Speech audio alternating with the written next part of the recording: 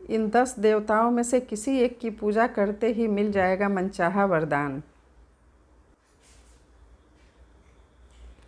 गणपति। हिंदू धर्म में भगवान गणेश जी प्रथम पूजनीय माने गए हैं। भाद्रपद मास में शुभ और लाभ के देवता माने जाने वाले गणपति का जन्मोत्सव बड़ी धूमधाम से मनाया जाता है। यह गणेश उत्सव भाद्रपद मास के शुक्ल पक्ष की चतुर्थी से अनंत चतुर्दशी तक गणेशोत्सव मनाया जाता है। इस दिन गणपति की पूजा करने पर उनका विशेष आशीर्वाद प्राप्त होता है। श्री राधा जी। सनातन परंपरा में भाद्रपद मास के कृष्ण पक्ष की अष्टमी को जहाँ कृष्ण का जन्मोत्सव मनाया जाता है, तो वहीं इसी मास के शुक्ल पक्ष की अष्टमी तिथि को राधा रानी का जन्मोत्सव बहुत धूमधाम से मनाया जाता है। मान्यता है कि इस दिन विधि विधान से पूजा करने पर राधा जी अपने भक्तों की सभी मनोकामनाएं पूरी कर देती हैं। श्री कृष्ण। भाद्रपद मास में भगवान श्री कृष्ण का जन्मोत्सव हर साल बड़ी धूमधाम से मनाया जाता है। पंचांग के अनुसार भाद्रपद मास के कृष्ण पक्ष की अष्टमी तिथि को जन्म हुआ था। ऐसे में इस दिन कान्हा की पूजा करने पर साधक की सभी मनोकामनाएं शीघ्र ही पूरी होती हैं। भगवान विष्णु। भाद्रपद मास में भगवान विष्णु के न सिर्फ कृष्णावतार स्वरूप की बल्कि अनंत स्वरूप की पूजा का विधान भी है। भाद्रपद मास के शुक्ल पक्ष की चतुर्दशी पर भगवान विष्णु के अनंत स्वरूप की पूजा करने पर साधक को अनंत सुख एवं पुण्य की प्राप्ति होती है। इसके अलावा इस मास में पड़ने वाली एकादशी व्रत करने पर भी श्रीहरि की कृपा प्राप्त होती है। भगवान शिव। हिंदू मान्यता के अनुसार चातुर्मास के शुरू होते ही भगवान विष्णु योग निद्रा में चले जाते हैं, जिसके बाद 4 महीने तक भगवान शिव ही सृष्टि का संचालन करते हैं। ऐसे में इन 4 महीने में शिव पूजा बहुत ज़्यादा शुभ और कल्याणकारी मानी गई है।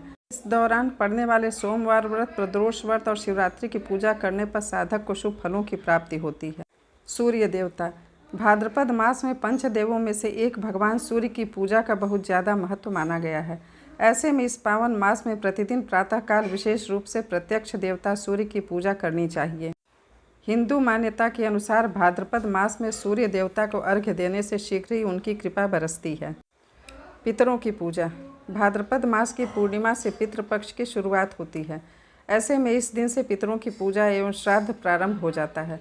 मान्यता है कि पितृपक्ष में पितरों की विधि विधान से पूजा एवं श्राद्ध करने पर पितर प्रसन्न होते हैं और व्यक्ति को उनका आशीर्वाद मिलता है। भगवान विश्वकर्मा। हिंदू मान्यता के अनुसार भाद्रपद में कन्या संक्रांति के दिन भगवान ब्रह्मा जी के 7वें पुत्र भगवान विश्वकर्मा की जयंती मनाई जाती है। पंचांग के अनुसार इस साल यह तिथि 17 सितंबर 2023 को पड़ने जा रही है। इस दिन भगवान विश्वकर्मा की पूजा करने से व्यक्ति को भूमि भवन आदि का सुख प्राप्त होता है। बजरंग बली। हिंदू मान्यता के अनुसार भाद्रपद मास के अंतिम मंगलवार को बुढ़वा मंगल के पर्व के रूप में मनाया जाता है। इस दिन जेठ मास में पड़ने वाले बुढ़वा मंगल की तरह हनुमान जी की पूजा करने का बहुत ज़्यादा महत्व माना गया है।